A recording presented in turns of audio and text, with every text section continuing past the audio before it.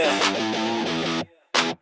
Hindi para sa lahat, at okay lang yon.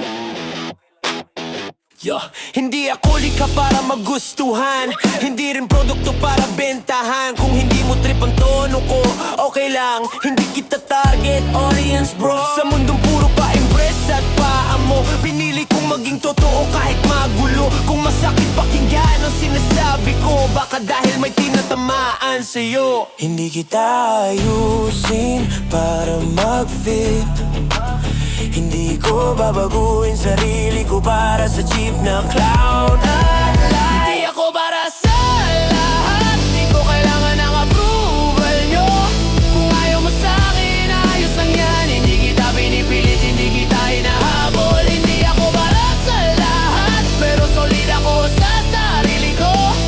Sounds for real, ang dala kong tunog, totoo kahit hindi uso. Lahat may opinyon, konti ang may paninindigan. Marunong manghusga pero ayaw tumayo sa sariling pangalan. Kung tahimik ako, di ibig sabihin talo. Pinipili ko lang kung saan ko ibubuhos ang apoy ko. Hindi ako mabait para lang masabing ganon. Mas gusto kong malinaw kaysa plastic na relasyon. Kung hindi mo kaya ang bigat ng totoo, lumipat ka ng kanta, hindi ito para sa'yo. Hindi ako galing, nakapili lang ako. Mas pipiliin ko ang sarili kaysa mabuhay sa hingi ng permiso.